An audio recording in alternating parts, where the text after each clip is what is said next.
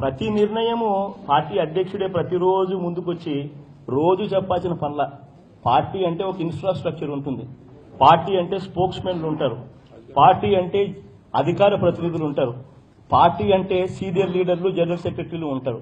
వాళ్ళు మాట్లాడే ప్రతి మాట పార్టీ అధ్యక్షునితో మాట్లాడిన తర్వాతనే పార్టీ అధ్యక్షుడు వ్యూస్ ప్రకారమే వాళ్ళు స్పందించే కార్యక్రమం చేస్తారు.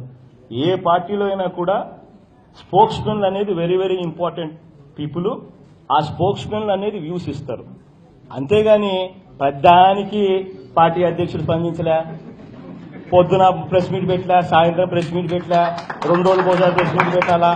ఏందండి ఇది? చంద్రబాబు నాయుడు గారు మాత్రం పని పడలేని పరిస్థితిలో ఎవడు లేడు. రోజు చంద్రబాబు నాయుడు ఫేస్ చూడాలంటే ప్రజలు కూడా ఇబ్బందులు పడతా ఉన్నారు. రోజు చంద్రబాబు నాయుడు గారు మాటలు వినాలంటే ప్రజలు కూడా ఇబ్బంది పడతా ఉన్నారు. పొద్దున ఆయనే కనపడతాడు టీవీలో 1 గంట సేపు హ్యామరింగే, మళ్ళీ సాయంత్రం మళ్ళీ ఆయనే కనపడతాడు, మళ్ళీ 1 గంట సేపు హ్యామరింగ్. పోనీ కనీసం పొద్దున్న చెప్పిన దానికి మళ్ళీ మరుసటి రోజు సాయంత్రం చెప్పిన దానికి పొంతనన్నా ఉందనంటే అది లేదు. ఒక రోజు పొద్దున వచ్చేస్తాడు, మోడీ నిర్ణయం బ్రహ్మాండమైన నిర్ణయం, 4 లీటర్ వల్లే నిర్ణయం ఇచ్చినాడు అని అంటాడు. 3 రోజుల తర్వాత, 4 రోజుల తర్వాత, వారం రోజుల తర్వాత మళ్ళా మీకు ముందుకు వచ్చి మోడీ ఏంటండి ఇక్కడ నిర్ణయం తీసుకున్నాడు, ఇంత దారుణమైన నిర్ణయం తీసుకున్నాడా, నా సహనం కోల్పోతున్నా నేను అని చెప్పి మళ్ళా మాట్లాడతాడు. ఈ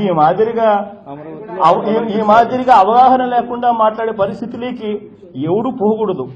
ఏదైనా కానీ ఒక పార్టీ నాయకుడు అనేటప్పుడు ఉండేసరికి ఒక పార్టీ నాయకుడు ప్రెస్ మీట్ పెడుతున్నాడు అని అంటే పూర్తి అవగాహనతో, పూర్తి డేటాతో, టైం తీసుకొని పూర్తిగా ప్రతి విషయం మీద కూడా కులంకుషంగా స్టడీ చేసుకొని, అవగాహన చేసుకొని, అర్థం చేసుకొని ఖచ్చితంగా స్పందించే పరిస్థితి వచ్చినప్పుడు మనం మాట్లాడే మాటలు రాష్ట్ర వ్యాప్తంగాను దేశవ్యాప్తంగాను చూస్తారు.